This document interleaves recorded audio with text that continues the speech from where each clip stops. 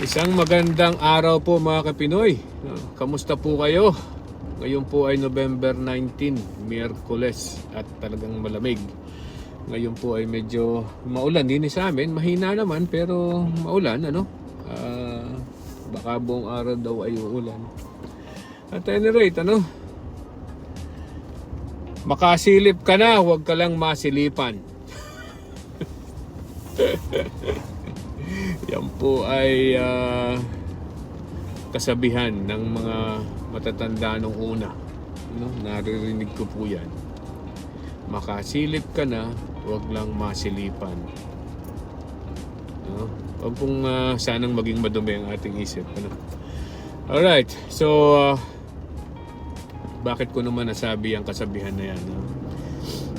Alright, ito po ay tungkol sa naging pahayag nitong si Amy Marcos. Itong si Amy Marcos, talaga namang nagsalita doon sa rally ng INC. Anong sinabi? Talagang sinabi niya na wala harap-harapan sa 100,000 tao. Kasi nasabi niyang itong si Bongbong Marcos na kanyang kapatid, na nagda-drugs. Mula pa lang daw po nung bata siya ay nagda-drugs na yan, hanggang sa pilitin niyang kumbinsihin niya itong si Bongbong Marcos na pakasalan na nga itong si Lisa Araneta para baka sakaling magbago. Pero ang nangyari ay lalong lumala kasi ito pala daw si Lisa Araneta ay nagda-drugs din. So dalawa na sila.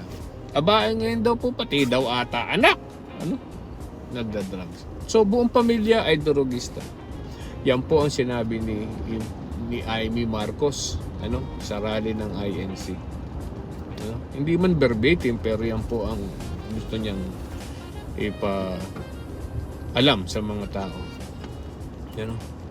So pag-usapan natin kung ano ang dahilan at bakit sinabi ito ni Amy Marcos. Alright, so alam niyo po, yan daw po ay sinasabi nilang napakalaking pasabog noong INC rally na yan, na yung rally na yan daw ay sabi naman ng INC is calling for good governance and transparency. Alright, which I think medyo talaga namang hindi sumang-ayon doon sa panawagan ng mga DDS na Marcos resign. Kasi parang noong pong medyo may mga nagsasalita ng Marcos resign o yung mga nagrarally ng Marcos resign na galing Liwasyang Bonifacio ay itinaboy, pinabalik at sinabing huwag makisama sa rally ng INC. Yan po ang sabi nangyari noon. Okay? So, ito namang si Amy Marcos, bakit niya kaya sinabi yung mga salitang yun laban sa kanyang kapatid? Siguro dahil ang mga, alam naman natin na itong si Amy Marcos ay talaga nang ang tawag natin doon, nakipagsunugan. Sinunog na talaga ang tulay sa kanyang pamilya. Na nag-uugnay sa kanya at sa kanyang pamilya. Talagang sinira na po, siniraan na ng husto ang kanyang pamilya. Alright? So kaya nga may nagtataka kay ito bang si Amy Marcos ay talagang isang Marcos. Pero wag tayong bumaba sa ganun level. Tingnan natin yung dahilan.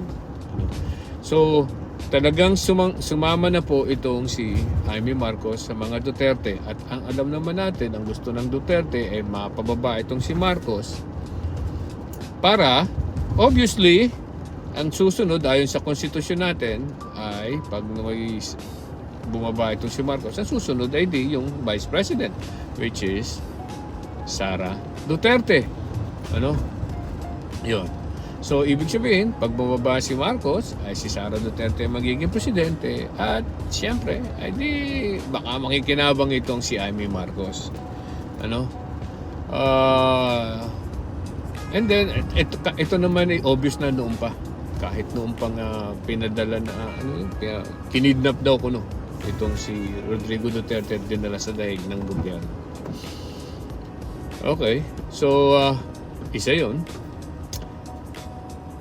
Yung ba sa mga sinabi ni Amy Marcos na yan, meron ba talagang naikabuti sa bansa? Ano?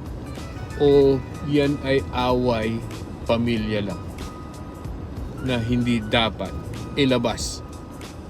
Yan po ang sinasabi kong makasilip ka na huwag ka lang masilipan. Eh ito pong ginawa kasi, ito po ay salawikain noong mga matatanda noon, na huwag kang maglalabas ng baho mo. Ano? Kung sakalit may baho ang pamilya mo, eh huwag mo nang ilabas. Ano? Okay? Huwag ka na lang masilipan ng masama. Yun po ang ibig sabihin ng salawikain na yan. Eh ito po, ang ginawa ni Amy Marcos, hindi lang pinasilip, ibinuyang-yang.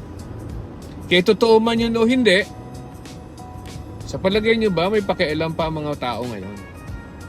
Right? Yung pong issue na yan, ng may nadrugista si Marcos, ay matagal ng issue. And actually, yung issue na yan,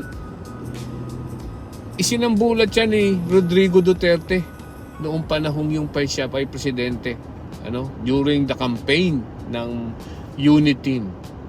At galit nga itong si Rodrigo Duterte kay Sara dahil pumayag na vice president. Ano? Tapos ibiniyang-yang nitong si dating presidente Rodrigo Duterte na yan si Bongbong Marcos ay drug addict.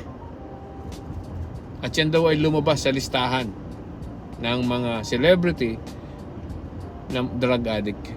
At yan naman po ay sinabi rin nitong si Amy Marcos na nakiusap daw siya. As if napakagaling niyang kapatid. Nakiusap siya kay Rodrigo Duterte na wag namang isama na itong si Bongbong Marcos. Siguro doon sa mga pinapapatay noon, ano? O yun. So,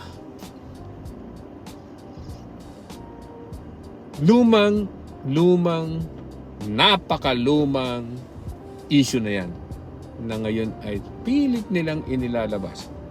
Pero alam nyo, kahit po ganyan ang issue during that time, ano, ibinuto pa rin at ipinangampanya pa rin ng mga DDS yan. Ano? Tapos ngayon, magmamalinis sila na, hey, yan ay drug addict. Hindi dapat maging presidente. Ngayon, sisigaw sila ng ganun pagkatapos nilang tulungan na mailuklok ang isang drug addict sa posisyon. Diba? So, yan ba ay bagong issue? Hindi na yan bagong issue. Kaya wag magmalinis ang mga Duterte at ang mga DDS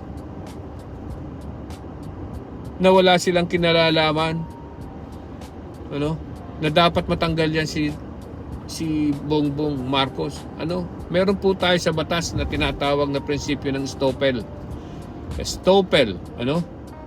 Yan pong estoppel, ang ibig sabihin, hindi mo po pwedeng isang bagay na iyong isiniwala itong iyong sinabi ay hindi mo na po pwedeng bawiin. Ngayon, nagmamalinis sila na, hey, hindi kami yan at kami ay... At ito pang maganda, ha? Ang sinisisi pa ay ang pananahimik daw ng mga kakampings. Ano?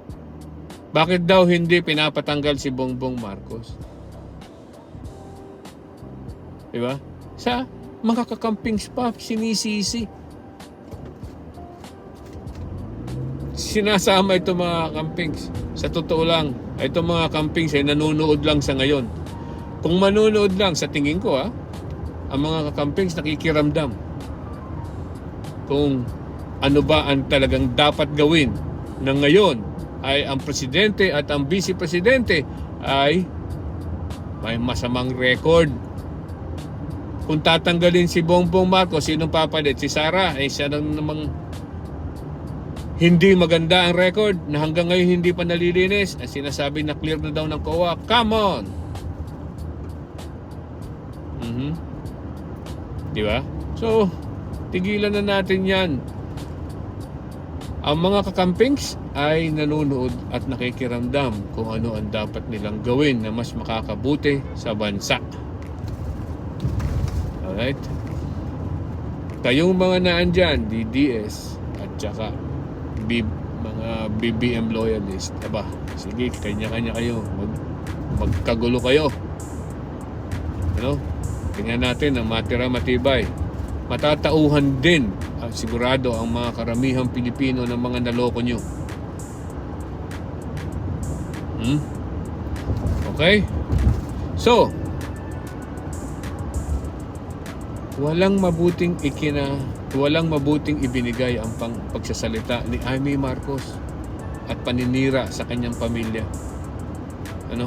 Kaya totoo man yun o hindi, kung pwede nga lang, baka naman maaaring pamilya no na lang, ano?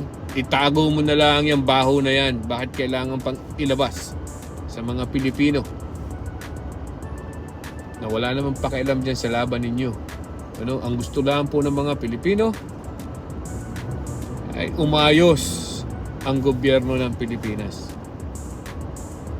Ano? Sana naman malinis, luminis at makakita tayo ng mga makukulong bago mag-Pasko. Alright, yan po ang pangako ng gobyerno. Tingnan natin. Ano? Okay? Magandang araw po. Bye-bye.